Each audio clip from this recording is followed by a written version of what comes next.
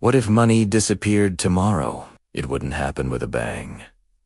It would be a slow, quiet unraveling that most people wouldn't recognize until it was too late. The first signs would feel like minor inconveniences, not a catastrophe. ATMs limiting withdrawals, bank transfers delayed for so-called security reasons, or a sudden announcement that certain bills are being phased out. History shows us financial collapse is a process, a chain reaction where trust evaporates long before the currency itself does. And once that trust is gone, money is just worthless paper and pixels. To understand what happens when money disappears, you first have to understand what money actually is. It's not the coins in your pocket or the numbers in your bank account.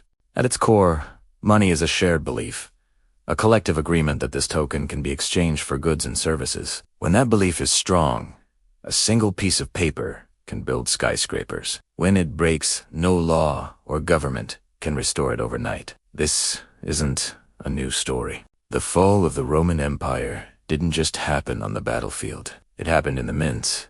When silver coins were debased with so much cheap metal they became worthless. People started demanding payment in wheat, oil, even chickens, because they no longer trusted the coins. Fast forward to Weimar Germany after World War I.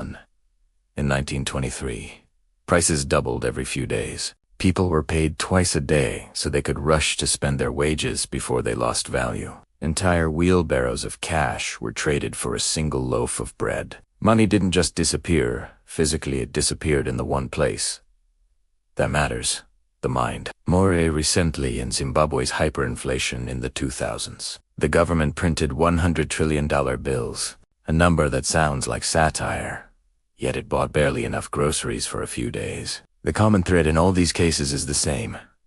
Once the financial system broke down, people reverted to whatever form of exchange still held trust.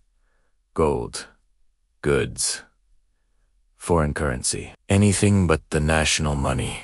If this happened tomorrow in a major economy like the United States or the European Union, the ripple effects would be global and immediate. Supply chains depend on instant, trust-based transactions. Without a functioning currency, ports would freeze, shipping would stop, and supermarket shelves would empty in days.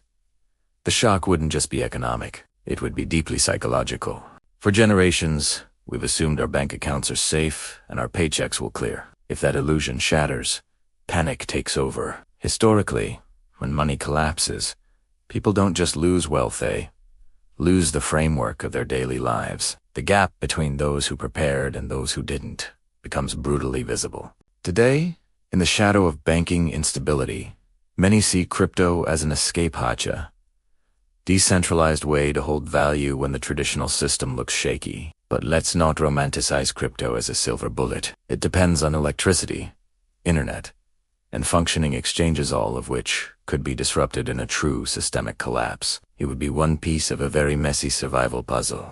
Gold, on the other hand, has a long history of surviving currency death. It's the ultimate fallback asset, universally recognized and impossible to print into oblivion. But gold is heavy, hard to transport, and easily confiscated by desperate governments. So, what would life look like in the days after money disappeared? At first, chaos. Supermarkets would be stripped bare. Small-scale barter networks would spring mechanic trading repairs for food. A farmer swapping vegetables for medicine. The black market would explode. Over time, a new currency would emerge. But it wouldn't necessarily be issued by the state. It could be a foreign currency, or even a digital one created by a global tech company. And that's the heart of it. Money and power are inseparable. Whoever controls the currency controls the society. The lesson from history is simple.